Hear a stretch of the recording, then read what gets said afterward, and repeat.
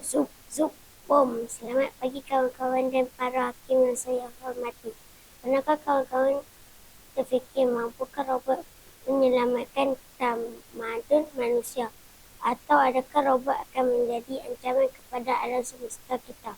Nama saya Muhammad Hasbi Luqman dan hari ini saya akan mengulas sebuah komik yang sangat menarik bertajuk Komik Robot Pertempuran Alam Semesta. Buku ini adalah hasil karya penulis terkenal Jianan.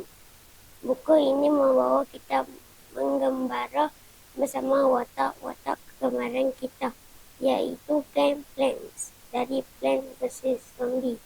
Kali ini mereka bukan sekadar menjaga kebun, tetapi mereka terlibat dalam misi yang jauh lebih besar di angkasa lepas. Kisah bermula apabila sebuah ancaman robotik yang misteri muncul untuk menguasai alam semesta. Watak seperti kaktus, pea shooter dan rakan-rakan terpaksa membina robot tempur mereka sendiri. Mereka perlu memahami teknologi kecerdasan buatan AI dan mekanik robotik untuk menentang musuh yang sangat kuat. Adakah strategi mereka berjaya atau adakah alam semesta ini akan jatuh ke tangan robot yang zalim? Mengapa buku ini hebat? Buku ini bukan sekadar komik kosong. Ada 3 sebab kenapa kawan-kawan wajib membacanya. Yang pertama, fakta sains yang padat.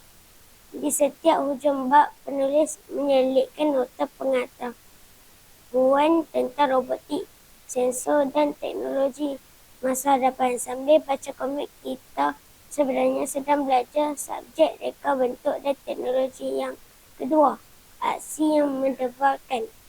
Kisahnya sangat terperinci, terutamanya bahagian mekanikal robot-robot yang bertempur.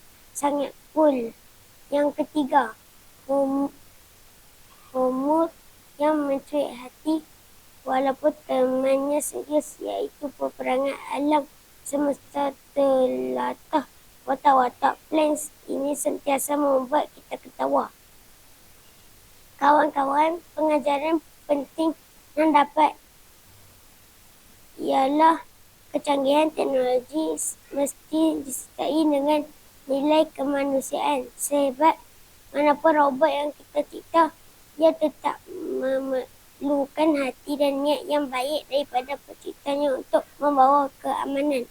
Selain itu, semangat kerja berpasukan adalah kunci untuk menyelesaikan masalah besar. Bagi peminat robot, peminat PVZ atau sesiapa sahaja yang mahu menjadi jurutera masa hadapan, jangan lepaskan peluang untuk membaca Pertempuran Alam Semesta.